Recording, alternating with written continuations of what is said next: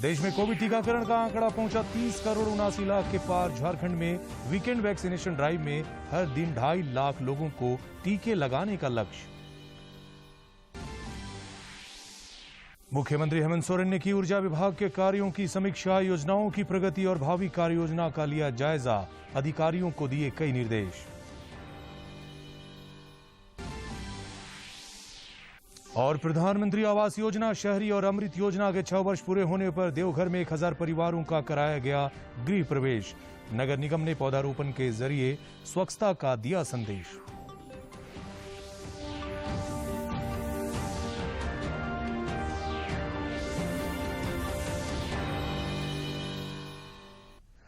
नमस्कार, खबरें झारखंड देख रहे हैं आप। आपके साथ मैं हूं अरविंद और अब समाचार विस्तार से। देश भर में 18 वर्ष से अधिक आयु के सभी लोगों के लिए सरकारी केंद्रों में निःशुल्क टीकाकरण अभियान चलाया जा रहा है। दूरदर्शन आप लोगों से अपील करता है कि कोविड रोधी टीका जरूर लगवाएं। कोरोना महामारी के प्रति कोई भी लापरवाही न बरतें। जब तक आवश्यक न हो घर से बाहर न निकलें और इन आसान उपायों का पालन करें। मास्क लगाएं, 2 गज की सुरक्षित दूरी बनाए रखें, बार बार हाथ धोएं और चेहरा साफ रखें। कोविड से संबंधित जानकारी और मार्गदर्शन के लिए राष्ट्रीय हेल्पलाइन काम कर रही है। इनके नंबर है 011-2397-8046 और 1075। आज 25 जून है और ऐसे में बात कर लेते हैं आपातकाल की। भारत के सुनहरे इतिहास और लोकतांत्रिक मूल्यों की गाथा किसी से छिपी नहीं है, लेकिन एक समय ऐसा भी आया जब लोकतंत्र की गला घोंटने की कोशिश हुई, जिसे हम आपातकाल के रूप में याद करते हैं। मूल्यों और सबसे बड़े लोकतंत्र के तौर पर उसकी शानदार सफलता की कहानी सारे विश्व को प्रेरणा देती है। लेकिन एक समय ऐसा भी आया जब इस लोकतंत्र का गला घोंटने की कोशिश की गई। 25 जून 1975 को इस देश पर आपातकाल थोप दिया गया। तत्कालीन राष्ट्रपति फखरुद्दीन अली अहमद ने उस समय की प्रधानमंत्री इंदिरा गांधी के कहने पर भारतीय संविधान की धारा 352 के अधीन आपातकाल की घोषणा कर दी। स्वतंत्र भारत के इतिहास में यह सबसे विवादास्पद और अलोकतांत्रिक काल था। एक पार्टी, एक परिवार के शासन को बनाए रखने के लिए क्या राजनीतिज्ञ, क्या मीडिया और क्या आम लोग, हर किसी की आवाज को निर्ममता से कुचल दिया गया। विपक्षी पार्टी के नेताओं और इसके खिलाफ आवाज उठाने वालों को जेल में डाल दिया गया। उन्हें यातनाएं दी गई, प्रेस पर सेंसर लगा दिया गया, आम लोगों के लोकतांत्रिक अधिकारों को खत्म कर दिया गया। देश भर में तानाशाही आदेशों की बाढ़ सी आ गई। 21 मार्च 1977 तक लगभग 21 महीने तक दमन का ये दौर चलता रहा। आजादी के बाद पहली बार कांग्रेस को 1977 के चुनावों में करारी शिकस्त मिली थी और आपातकाल खत्म हुआ और लोगों के हौसले, जज्बे और असीम धैर्य की बदौलत देश में लोकतंत्र का सूर्य एक बार फिर चमक उठा। प्रधानमंत्री नरेंद्र मोदी ने कहा है कि आपातकाल के निराशाजनक दिनों को कभी भुलाया नहीं जा सकता। उन्होंने कहा कि 1975 से 1977 तक की अवधि में लोकतांत्रिक संस्थाओं की अवमानना हुई। श्री मोदी ने कई ट्वीट में आपातकाल का विरोध और भारतीय लोकतंत्र की रक्षा करने वालों को याद किया। आइए हम भारत की लोकतांत्रिक भावना को मजबूत करने के लिए हर संभव प्रयास करने का संकल्प लें और हमारे संविधान में निहित मूल्यों पर खरा उतरें। इस तरह कांग्रेस ने हमारे लोकतांत्रिक लोकाचार को कुचला। हम उन सभी महानुभावों को याद करते हैं जिन्होंने आपातकाल का विरोध किया और भारतीय लोकतंत्र की रक्षा की। आपातकाल की 46वीं वर्षी को आज प्रदेश भाजपा ने काला दिवस के रूप में मनाया। इस अवसर पर रांची स्थित पार्टी कार्यालय में विशेष कार्यक्रम का आयोजन किया गया। अब राजधानी रांची में आयोजित कार्यक्रम को संबोधित करते हुए भाजपा के प्रदेश अध्यक्ष और राज्यसभा सदस्य दीपक प्रकाश ने कहा कि आपातकाल भारत के लोकतांत्रिक इतिहास के लिए एक काला अध्याय है। उन्होंने आपातकाल का विरोध करने वाले लोगों का नमन किया। लोकतंत्र को बचाने में हमारे पूर्वजों ने, हमारे अग्रजों ने जो भूमिका अदा की थी, उसको आज स्मरण करते हुए, हम उनको याद करते हुए नई पीढ़ी को भी ये स्मरण करना चाहिए कि ये समय हम उनको याद करें, स्मरण करें। और आज लोकतंत्र बचा है तो लोकतंत्र ऐसे लोगों के कारण बचा है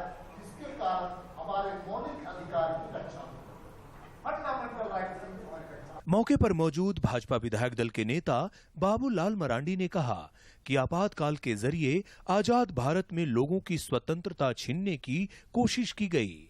यह दिन भारतीय इतिहास में काले अध्याय के रूप में अंकित है।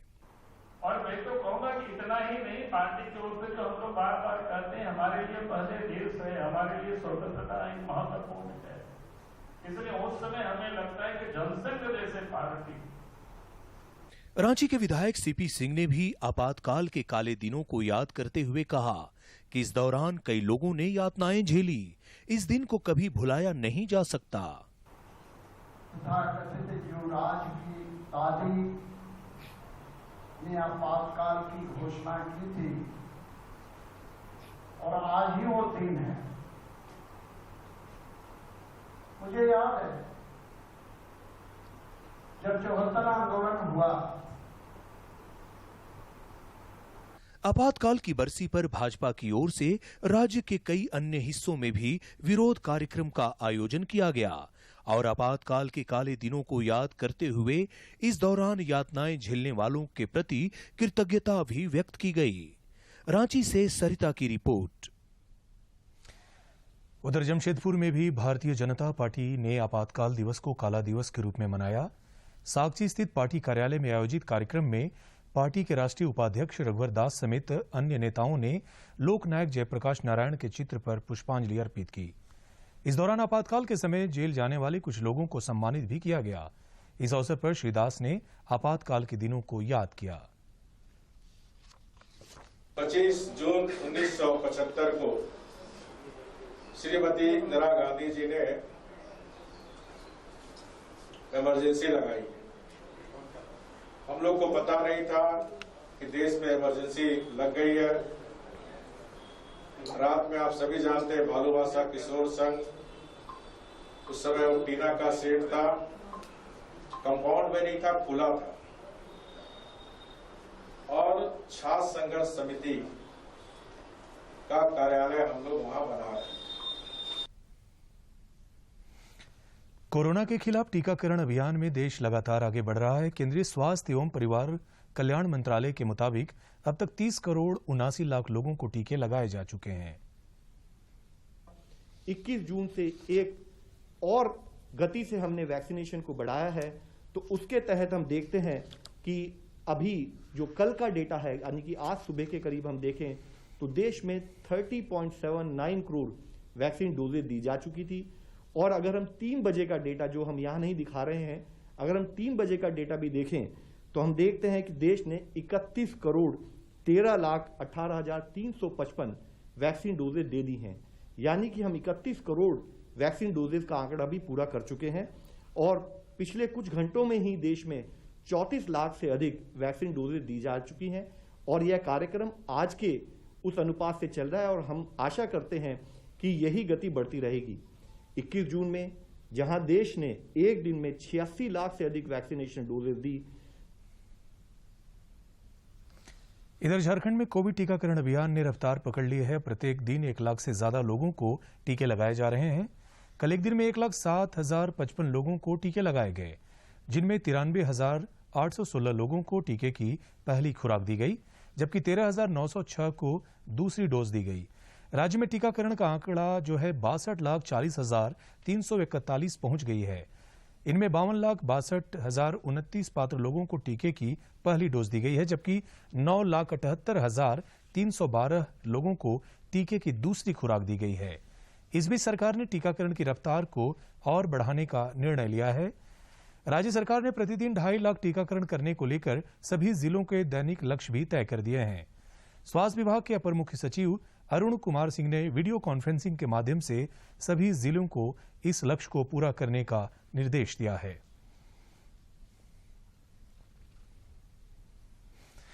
देश में कोरोना संक्रमण के दैनिक मामलों में लगातार गिरावट दर्ज की जा रही है। पिछले 24 घंटों में 51,667 नए मामले सामने आए हैं। केसेज आ रहे थे, वह घटते घटते अब 53,000 केसेज के करीब पिछले हफ्ते में औसतन नोट किया गया है। और हम ये देखें तो पाते हैं कि पिछले एक हफ्ते में भी देश में जो डेली केसेज रिपोर्ट हो रहे हैं उसमें 24% के करीब कमी आई है। यह एक कंटिन्यू ट्रेंड हम पिछले कुछ हफ्तों से नोट कर रहे हैं। हम आशा करते हैं यह ट्रेंड कंटिन्यू रहेगा और देश में इसी तरह से केसेस कम होते रहेंगे, लेकिन जरूरी है कि इसके लिए हम कोविड अप्रोप्रिएट बिहेवियर और साथ में कंटेनमेंट पर अपना फोकस उसी गति से बनाए रखें। इधर झारखंड में कोरोना की दूसरी लहर अब काबू में आती नजर आ रही है। संक्रमण के दैनिक मामलों में लगातार कमी आ रही है और स्वस्थ होने वालों की संख्या भी बढ़ रही है। पिछले 24 घंटे में संक्रमण के 114 नए मामले सामने आए हैं और 252 संक्रमितों ने इस महामारी को मात दी है। इस प्रकार राज्य में अब तक कोरोना से ठीक होने वालों की संख्या 3,38,698 तक पहुंच गई है। राज्य में अब सक्रिय मामलों की संख्या 1,224 रह गई है। इसके साथ ही कोरोना से स्वस्थ होने की दर 98.16% हो गई है। कोरोना संक्रमण की दूसरी लहर में कई परिवारों ने अपनों को खोया, तो कई परिवारों के कमाऊ सदस्य संक्रमण की चपेट में आकर अपनी जान गंवा बैठे। कोडरमा जिले में ऐसे परिवारों की मदद के लिए जिला विधिक सेवा प्राधिकार और जिला प्रशासन ने संयुक्त रूप से पहल शुरू की है। इस सिलसिले में झुमरी तिलैया नगर परिषद क्षेत्र की तिलैया बस्ती में आज शिविर लगाकर ऐसे परिवारों को राहत दी गई। कोडरमा जिले में फिलहाल ऐसे 21 परिवार चिन्हित किए गए हैं जिनके लिए कोरोना संक्रमण की दूसरी लहर बेहद घातक साबित हुई है और पूरा परिवार उजाड़ है। प्रधान जिला एवं सत्र न्यायाधीश वीरेंद्र कुमार तिवारी ने बताया कि प्रोजेक्ट शिशु के तहत संक्रमण के कारण बिखर चुके पीड़ित परिवारों को लाभ पहुंचाया जा रहा है। सेकेंड वेव कोरोना में जो परिवार मृत्यु हो गए हैं उसमें 21 परिवारों को हम लोगों ने चिन्हित किया है, जिसमें 56 बच्चे के पिता या माता कुछ निधन हो गए हैं। उनको प्रोजेक्ट शिशु के तहत हम लोग बेनिफिट देने के लिए आज यहाँ इकट्ठा हुए हैं। जिले के उपायुक्त रमेश घोलप ने बताया कि विधवा महिलाओं के लिए पेंशन, बच्चों के गुजर बसर के लिए हर महीने 2-2 हजार की राशि, राशन कार्ड और गोल्डन कार्ड जैसी योजनाओं का लाभ कर पीड़ित परिवारों को राहत देने की कोशिश की जा रही है। हमारे यहाँ फर्स्ट वेव में भी और सेकंड वेव में भी जितने डेथ्स हुए हैं उसमें कुछ फैमिलीज ऐसी हैं जिसमें कुछ बच्चों ने अपने माँ को खोया है, कुछ ने अपने पिताजी को खोया है। तो ऐसे जो बच्चे हैं उन सभी को हम लोगों ने आइडेंटिफाई कर लिया। स्पॉन्सरशिप स्कीम के तहत आज हम लोगों ने उनको आच्छादित किया है, जिनको मंथली 18 साल होने तक 2,000 रुपये मंथली मिलेंगे और अन्य भी सुविधाएं जैसे गोल्डन कार्ड, पेंशन, राशन, ये सारी सुविधाओं से जोड़ रहे हैं। कोरोना काल में अपनों को खोने का दर्द पीड़ित परिवारों के चेहरे पर आज भी बरकरार है, लेकिन जिला प्रशासन और जिला विधिक सेवा प्राधिकार की ओर से मिल रही मदद इन परिवारों के घाव पर मरहम की भूमिका निभा रही है। हालांकि ऐसे पीड़ित परिवारों को सरकार से भविष्य में और भी मदद की अपेक्षा है। कोरोना से हमारे फुफेरे भी थे, एक्सपायर कर गए और अभी जिला प्रशासन की तरफ से थोड़ी सी मदद मिली है और हम चाहेंगे कि प्रशासन से और भी मदद मिले। संक्रमण की दूसरी लहर में कमोवेश समाज का हर तबका प्रभावित हुआ।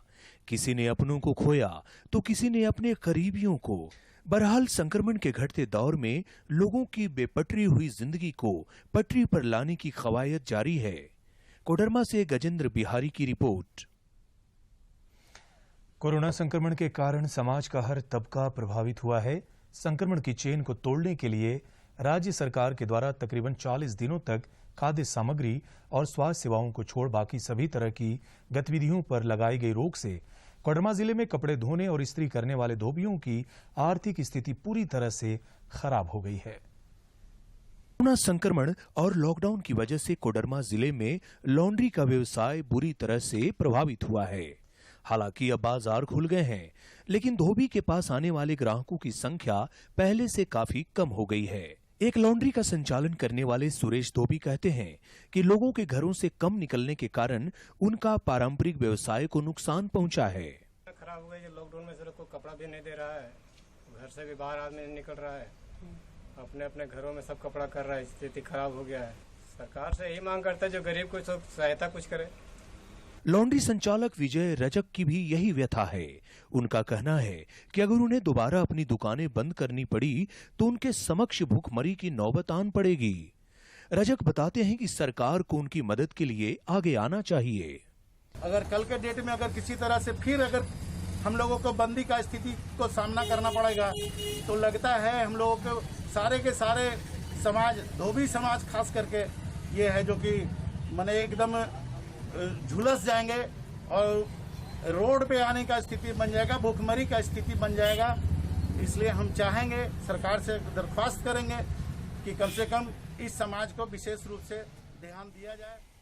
कोरोना संक्रमण और लॉकडाउन के कारण केवल धोबी समाज ही नहीं बल्कि समाज का हर तबका प्रभावित हुआ है। हालांकि संक्रमण के घटते आंकड़ों को देखते हुए राज्य सरकार ने शाम 4 बजे तक सभी दुकानों को खोलने की इजाजत दे दी है, लेकिन बाजार की पुरानी रौनक अब तक नहीं लौटी है। कोडरमा से गजेंद्र बिहारी सिन्हा की रिपोर्ट। कोरोना के प्रति जागरूकता और इसके टीकाकरण को बढ़ावा देने के लिए अनेक जागरूकता कार्यक्रम चलाए जा रहे हैं। इसी क्रम में आज रांची के कांके प्रखंड अंतर्गत सुकरहुटू में प्रभात फेरी निकाली गई। इस प्रभात फेरी में बड़ी संख्या में सेविकाओं, सहायिकाओं, स्वास्थ्यकर्मियों और स्वयंसेवी संस्थाओं के सदस्यों ने भाग लिया।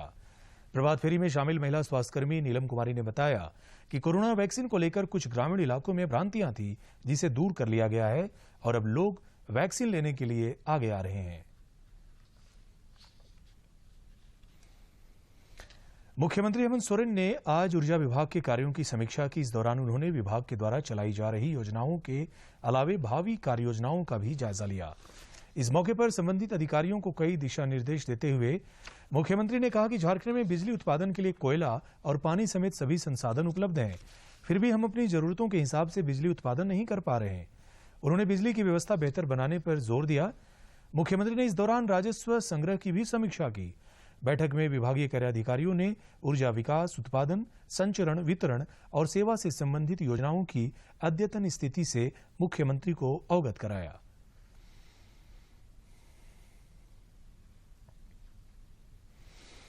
भारतीय सेना के लेफ्टिनेंट जनरल राजेंद्र दीवान ने आज मुख्यमंत्री हेमंत सोरेन से शिष्टाचार मुलाकात की।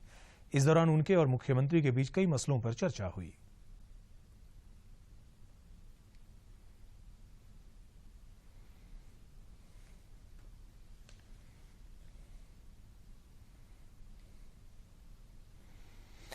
लेफ्टिनेंट जनरल राजेंद्र दीवान ने राजभवन जाकर राज्यपाल द्रौपदी मुर्मू से भी शिष्टाचार मुलाकात की। इसके अलावा राज्यपाल से आज रिजर्व बैंक ऑफ इंडिया के महाप्रबंधक Sanjeev Sinha, human and heritage care foundation के अध्यक्ष अमरदीप कौशल और अनीस अवैस ने भी मुलाकात की। इस दौरान श्री कौशल ने रांची एवं चतरा के विभिन्न ग्रामीण क्षेत्रों में उत्खनन कार्य करने वाले लगभग 1100 श्रमिकों के बकाया भुगतान के संदर्भ में राज्यपाल को जानकारी दी और कोल माइंस प्रोविडेंट फंड निर्गत कराने के लिए पहल करने का आग्रह किया। अनीस अवैस ने हजारीबाग में मदरसा शिक्षकों की नियुक्ति प्रक्रिया की निष्पक्ष जांच का आग्रह राज्यपाल से किया। प्रधानमंत्री आवास योजना, शहरी और अमृत योजना के 6 वर्ष पूरा होने के उपलक्ष्य में आज देवघर नगर निगम के द्वारा विशेष कार्यक्रम का आयोजन किया गया। इस दौरान वर्चुअल माध्यम से कई परिवारों को गृह प्रवेश भी कराया गया।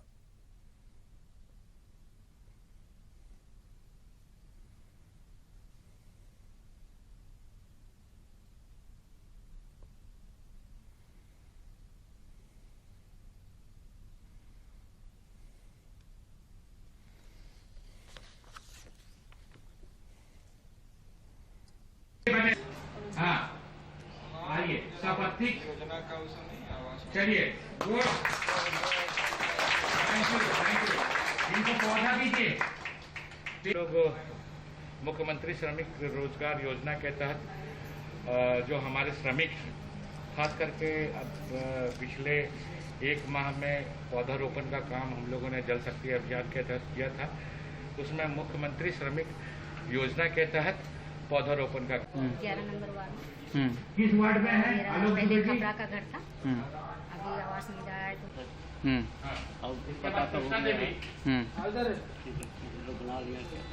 कौन योजना से घर मिला आपको? घर बन गया है, तो अब कैसा महसूस हो रहा है? ठीक है, क्या नाम हुआ आपका? राज्य पर मानसून पूरी तरह से मेहरबान है। 1 जून से 24 जून तक हुई वर्षा पर अगर गौर करें तो अब तक यहां औसत से 73% अधिक बारिश देखने को मिली है। सबसे ज्यादा बारिश जामताड़ा जिले में हुई है। राजधानी रांची समेत राज्य के कई हिस्सों में आज भी बारिश हो रही है। मौसम पूर्वानुमान में बताया गया है कि 29 जून तक राज्य के कई इलाकों में हल्के से मध्यम दर्जे की बारिश होती रहेगी। कहीं कहीं भारी बारिश की भी चेतावनी जारी की गई है। इस दौरान वज्रपात की भी संभावना है। में 73.6 मिलीमीटर देखने को मिली है और जो सबसे अधिकतम तापमान रिकॉर्ड किया गया है वो साहिबगंज में 36.4 डिग्री सेल्सियस रिकॉर्ड किया गया है। अब बात करते हैं अगले 5 दिनों का मौसम पूर्वानुमान का। अगले 5 दिनों का मौसम पूर्वानुमान इस प्रकार है कि अगले 5 दिन झारखंड में कई स्थानों पे हल्के से मध्यम दर्जे की बारिश देखने को मिलेगी और जो शुरू के 3 दिन है 25, 26, 27 उसमें एक आध जगह पे आपको भारी बारिश भी देखने को मिलेगी। जो भारी बारिश देखने को मिलेगी वो खासकर 25 और 26। कोडरमा जिले में कोरोना संक्रमण का प्रभाव कम होने के बाद अब स्वास्थ्य विभाग डेंगू और चिकनगुनिया से लोगों को सुरक्षित करने में जुट गया है। स्वास्थ्य विभाग की ओर से बरसात को देखते हुए लोगों को जागरूक किया जा रहा है। वहीं जल जमाव और प्रभावित इलाकों में फॉगिंग और सैनिटाइजेशन का भी कार्य जोर शोर से किया जा रहा है। जिला मलेरिया पदाधिकारी डॉक्टर मनोज कुमार ने बताया कि बरसात का मौसम शुरू हो गया है। ऐसे में कई जगह पर बारिश का पानी जमा हो जाता है जिसे लोग नजरअंदाज कर यूं ही छोड़ देते हैं और इसी पानी में डेंगू और चिकनगुनिया का लार्वा पनपता है। ये अभी डेंगू और चिकनगुनिया का समय है, बरसात है। इसके लिए हम लोगों ने 4 वॉलंटियर को हम लोगों ने तैयार किया है और उसका चयन करके और डेली बेसिस पर इसे 3 महीना के लिए हम लोगों ने रखा है। हाँ, पानी जो है एक्चुअली क्या है कि डेंगू का जो लार्वा पनपता है या मच्छर जो काटता है वो दिन में काटता है, साफ पानी में नहीं पनपता है। डेंगू और चिकनगुनिया से बचाव के लिए लोगों को जागरूक करने के साथ साथ सुरक्षित रखने के लिए भी जिले में व्यापक तौर पर कार्य किए जा रहे हैं। शहरी क्षेत्रों के लिए वॉलंटियर की प्रतिनियुक्ति की गई और लोगों को जागरूक करने की कोशिश लगातार जारी है। पहचान जब हो जाती है या किसी भी घर में किसी को फीवर है तो साइट पे ही मलेरिया का किट के द्वारा जांच कर लेना है कि मलेरिया है या नहीं। अगर मलेरिया नहीं है तो उसे बता देना है। अगर फीवर है तो कहिए नजदीकी स्वास्थ्य केंद्र पर जाकर या हॉस्पिटल में जाकर डेंगू हो सकता है, इसका जांच कराएं। ब्लड का भी प्लेटलेट्स का लेवल क्या है ये जानें और लोगों को जागरूक करें। बरसात के दिनों में कोडरमा ही नहीं पूरे राज्य में डेंगू और चिकनगुनिया जैसी घातक बीमारी बड़ी चुनौती बन जाती है।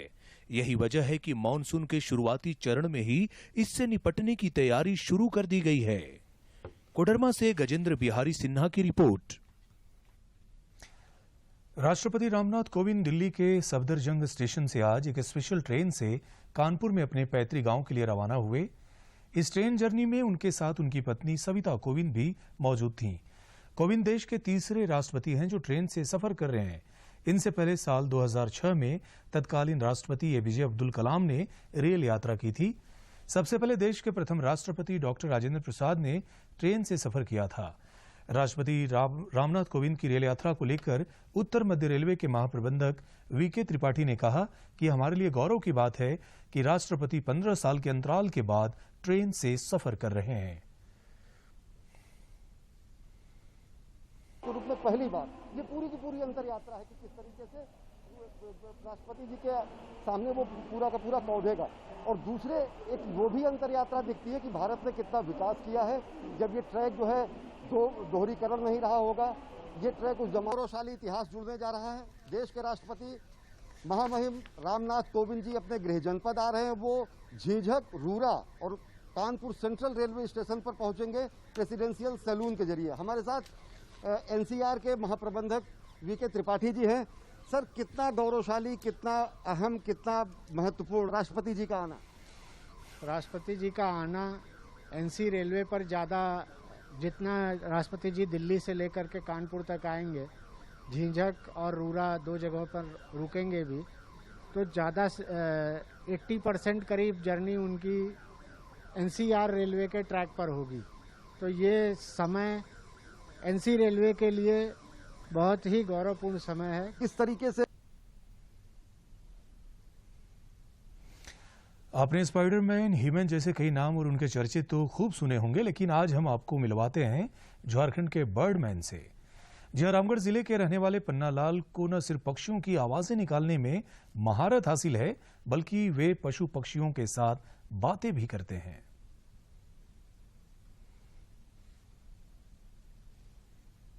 ये है पन्नालाल। वैसे तो अक्सर इनका ठिकाना जंगल और पहाड़ों के बीच होता है, लेकिन ये मूल रूप से झारखंड के रामगढ़ के रहने वाले हैं। बर्डमैन के नाम से मशहूर पन्नालाल झारखंड में प्रमुख रूप से आने वाले 198 पक्षियों की पहचान न केवल उनकी आवाज सुनकर कर लेते हैं, बल्कि झारखंड के अलावा देश के अन्य हिस्सों और प्रवासी पक्षियों के बारे में भी उन्होंने गहन अध्ययन किया है। बर्डमैन 42 पक्षियों की आवाज भी हूबहू निकाल सकते हैं। इनमें से कुछ पक्षियों से वे उनकी ही भाषा में वार्तालाप भी कर सकते हैं और पक्षी क्या कह रहे हैं उनकी बात को समझकर उनका जवाब भी देते हैं। मैं जिंदगी का लगभग ज्यादातर टाइम हमने पशु पक्षियों के साथ बिताने का काम किया। लगभग 26 सालों से लगातार मैं पक्षियों के साथ काम कर रहा हूं और झारखंड में लगभग 443 तरह के पक्षी का प्रजाति मिलते हैं, लेकिन हमने जो अभी तक जो रिसर्च किया, जो हमने उससे मिलने का जो मैंने काम किया, वो लगभग 190 से लगभग 200 तरह के पक्षियों से मैंने मिला हूँ। आइए मैं कुछ पक्षियों की आवाज आप लोगों को सुनाता हूँ।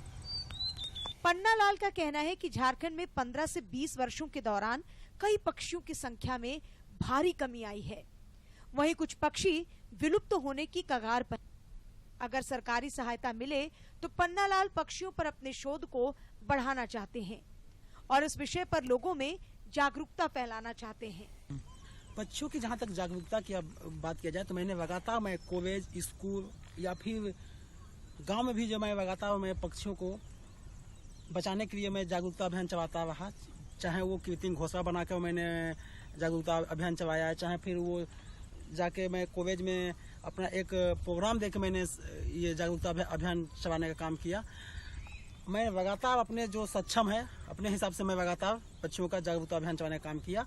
और अगर सरकार की तरफ से अगर फंडिंग अगर होती है तो मैं सबसे पहले मैं झारखंड के हर एक जिले में जाके मैं पक्षियों पर अध्ययन करना चाहता हूं और लगातार मैं उस पर काम करना चाहता हूं।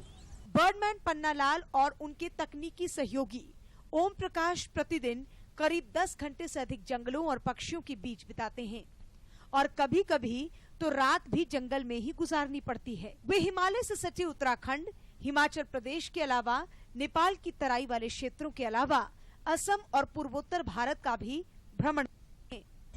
हमारा जो कार्य है वो जनरली होता है कि हम लोगों के बीच जाते हैं और जो बर्ड कंजर्वेशन के जो तरीके होते हैं उनको साझा करना हो गया, बहुत सारे स्कूल कॉलेजेस में जाके अवेयरनेस ड्राइव चलाना, ये सारे काम हम करते हैं। बहुत सारा समय हमारा जो है वो जंगल में भी गुजरता है, जिसमें बर्डमैन के साथ मैं टेक्निकल असिस्टेंट प्रोवाइड करता हूँ, जिनमें वो बहुत सारी पंछियों की आवाज़ सीखते हैं। हमारे आसपास के वातावरण में पशु पक्षियों की मौजूदगी न सिर्फ हमें सुकून देती है बल्कि हमारे जीवन में रंग भी भर देती है। यही नहीं, पर्यावरण संतुलन के लिए भी ये बेहद जरूरी है। यही कारण है कि इनसे लगाव रखने वाले बर्डमैन ने अपना जीवन इनको समर्पित कर दिया है। रांची से अवधेश गौतम की रिपोर्ट। दूरदर्शन झारखंड पर पल पल की खबरों से जुड़े रहने के लिए आप हमारे social media platform Twitter, Facebook और यूट्यूब से भी जुड़ सकते हैं, क्योंकि खबरों से जितना बाखबर रहना जरूरी है उससे ज्यादा जरूरी है सटीक, संतुलित और निष्पक्ष समाचार। हमारा ट्विटर हैंडल और फेसबुक पेज है डीडी न्यूज झारखंड। आप हमें YouTube channel Jharkhand DD news पर भी देख और सुन सकते हैं। अंत में मुख्य समाचार एक बार फिर। प्रधानमंत्री नरेंद्र मोदी ने आपातकाल के काले दिनों को किया याद। कहा, इमरजेंसी के दौरान सुनियोजित तरीके से हुए संस्थानों का विनाश। झारखंड में भाजपा ने मनाया काला दिवस।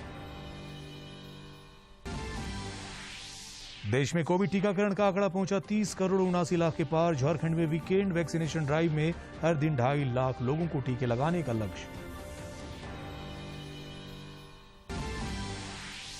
मुख्यमंत्री हेमंत सोरेन ने की ऊर्जा विभाग के कार्यों की समीक्षा। योजनाओं की प्रगति और भावी योजनाओं का लिया जायजा। अधिकारियों को दिए कई निर्देश।